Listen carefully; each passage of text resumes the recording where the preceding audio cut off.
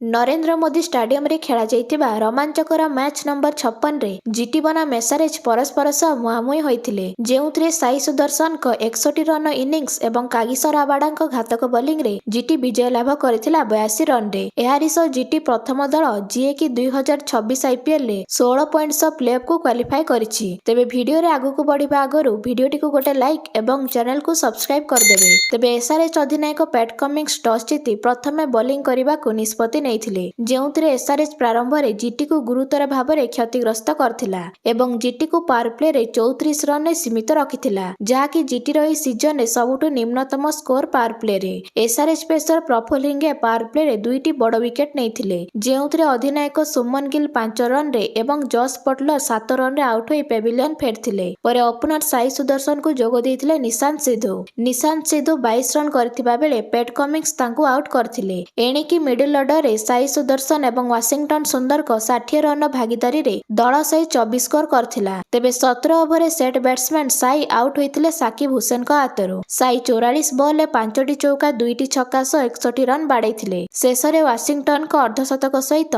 Jason holder को 11 run रे दल 169 टार्गेट छिड़ा करथिला एसआरएच आगरे जहाको पिछा करी एसआरएच 15 ओवर रे ऑल आउट होई जाइथिला। तेबे जीटी रो बॉलर बाजी मारिथिले द्वितीय इनिंग्स रे। एसआरएच पावर प्ले रे 4टी बड़ विकेट हराइबा सह मात्र 34 रन करथिला जेउथरे प्रथम ओवर रे ओपनर ट्राविस हेड को विकेट नैथिले मोहम्मद सिराज। परे कागिसर आबाडा घातक बोलिंग रे लगातार 3टी प्रमुख wicket पड़थिला जेउथरे opener Abhishek Sharma 6 run रे ईशान किशन 11 रन रे एवं रविचंद्र 9 रन रे आउट होइथिले फଳରେ एसआरएच उपरे चाप सृष्टि होइथिला। तेबे मिडिल ऑर्डर रे क्लासेन एवं सलील अरोरा 24 रन भागीदारी होइथिला जहाँकि एसआरएच बैटर मध्यरु सर्वाधिक पार्टनरशिप रन थिला। क्लासेन 14 रन एवं सलील अरोरा 16 रन करथिले। परे सलील अरोरा आउट होइथिले प्रसिद्ध कृष्ण का हातरू। एणिकी नीतीश रेड्डी क्रीज को आस्थिले। तेबे जेसन होल्डर लगातार 3टी विकेट चटकाइथिले जेउथरे क्लासेन एवं नीतीश रेड्डी को विकेट पड़िथिला 11 ओवर रे एवं 14 ओवर रे शिवांग कुमार को विकेट पड़िथिला। परे अधिनायक पैट कमिंग्स मध्य 19 रन करी प्रसिद्ध कृष्ण हातरू आउट होई जाइथिले।